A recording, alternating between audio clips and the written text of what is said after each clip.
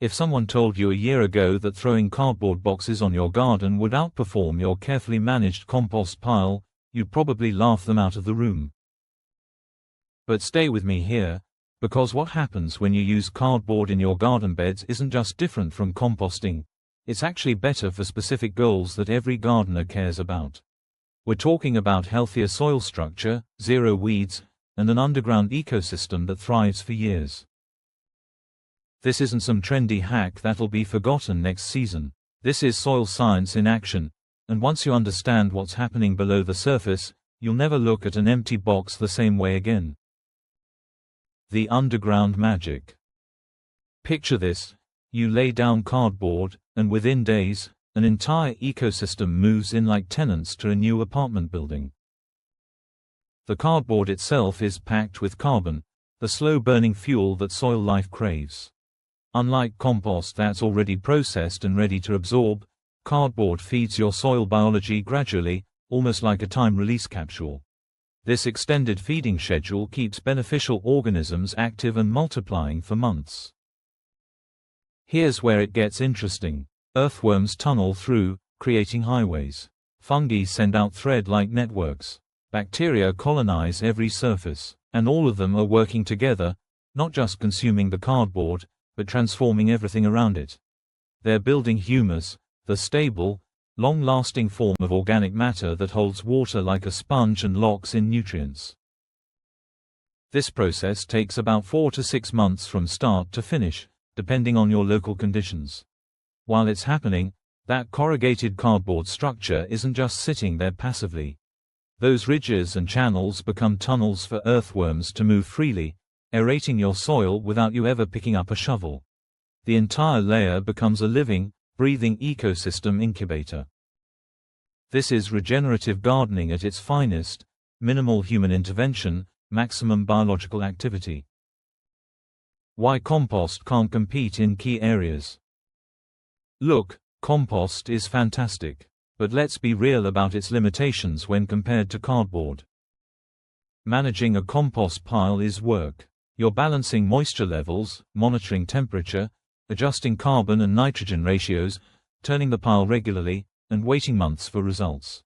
Meanwhile, cardboard requires exactly one step: flatten and deploy. No maintenance, no monitoring, no waiting for the done moment. Here's the game changer: weed control. When you spread compost over weedy ground or grass, you're essentially giving those weeds a nutrient boost. They'll push right through. Cardboard, on the other hand, creates a light blocking barrier so complete that even the most aggressive weeds surrender. You can transform a lawn into a planting bed without digging a single hole, just layer and wait. The third advantage is even more compelling. Cardboard specifically feeds fungal networks in ways compost doesn't. These mycorrhizal fungi form living connections between plant roots, creating what scientists call the wood wide web. Plants literally share resources through these networks. The lignin and cellulose breaking down from your cardboard. That's fungal superfood. You're not just feeding your soil, you're building an underground internet for your plants. How to actually do this? The technique itself is straightforward, though there are a few critical steps that make all the difference. Some gardeners call this sheet mulching or the lasagna method, but the name matters less than the execution. Begin by cutting down whatever's growing in your target area. Grass, weeds, whatever. Chop it short but leave it in place.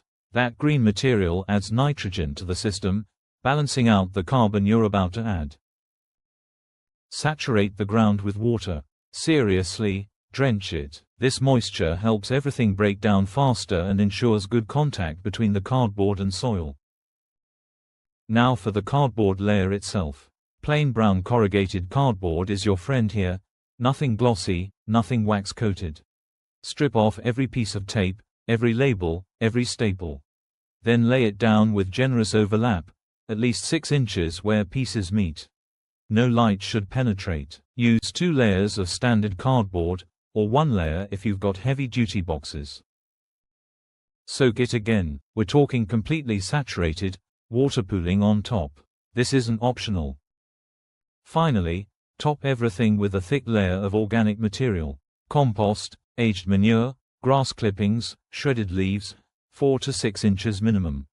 This layer serves multiple purposes. It anchors the cardboard, maintains moisture, provides instant nutrients, and makes everything look intentional rather than trashy.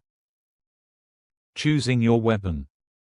Understanding when to use each material is where you'll see the biggest wins. Deploy cardboard when establishing new beds, especially if you're reclaiming lawn or battling persistent weeds. Nothing handles bindweed or Bermuda grass like a cardboard barrier. It's also perfect for no-till approaches and rehabilitating compacted clay soil.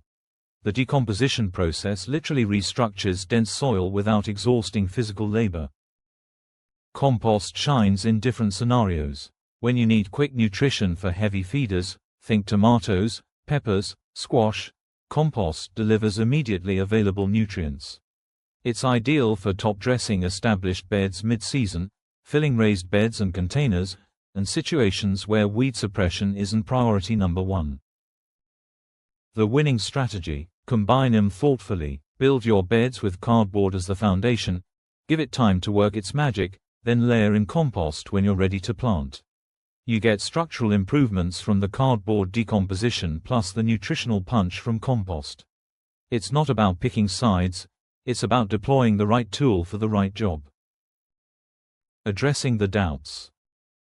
2 concerns come up constantly, so let's put them to rest. What about the chemicals in cardboard? Modern cardboard manufacturing uses cornstarch-based adhesives and water or soy-based inks. These break down into harmless components. As long as you're sticking with plain brown corrugated boxes and avoiding anything glossy or heavily printed, there's zero contamination risk. Won't cardboard steal nitrogen from my soil? Temporarily, yes, but only if you don't plan for it. The decomposition process requires nitrogen, which microorganisms will pull from somewhere. That's exactly why you add that thick nitrogen-rich layer on top. The organisms grab nitrogen from there first, and by the time your cardboard has fully decomposed, nitrogen levels have stabilized. Just ensure your top layer is at least 4 inches deep with nitrogen-rich material. What happens over time? The real payoff from cardboard reveals itself across multiple seasons, not in a single growing cycle. Year 1 brings immediate weed elimination and noticeably improved water retention. Your watering schedule gets easier right away. By year 2, soil structure transforms dramatically. Earthworm populations multiply. The soil feels different in your hands, lighter, fluffier, more alive. Year 3 and beyond, you're working with soil that outperforms anything you could have created with compost alone in that timeframe. It's darker, richer, more resilient to drought and disease. That fungal network established during decomposition doesn't vanish once the cardboard is gone. It expands, strengthens, and becomes the foundation of long-term garden health. Plants growing in cardboard-built beds consistently outperform others during stress periods, heat waves, dry spells, nutrient fluctuations. Water management alone makes this worthwhile. Soil built with decomposed cardboard holds substantially more water than untreated soil. Instead of daily summer watering, you're looking at every 3 or 4 days. For anyone dealing with water restrictions or simply wanting less maintenance, that's transformative. Taking the first step. Start with a single bed if you're uncertain. Test it out. See the results for yourself. Collect boxes whenever they come your way. Flatten them, store them dry, and prep them by removing tape and labels in advance.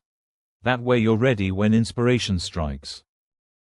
Timing-wise, late fall or early spring gives maximum breakdown time before peak growing season. But honestly, any time works if you adjust your approach. Summer applications just need extra attention to moisture and a thicker organic top layer to prevent drying. Don't stress about perfection. Nature handles the details if you get the basics right.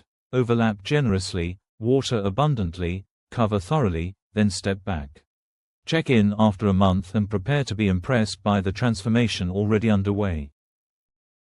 Bringing it home. Building soil isn't about following rigid rules or achieving picture-perfect execution. It's about creating conditions where life thrives and improves naturally over time, with less input from you each season. Cardboard enables this in ways that mirror nature's own processes: slow decomposition, diverse biological activity, and patient underground work that compounds season after season. This isn't cardboard versus compost. This is recognizing that cardboard delivers specific advantages: superior structure, unbeatable weed control, exceptional fungal development, that compost simply cannot provide. Use it strategically, and your garden beds will reflect the difference for years. That's all for now. Subscribe to see more.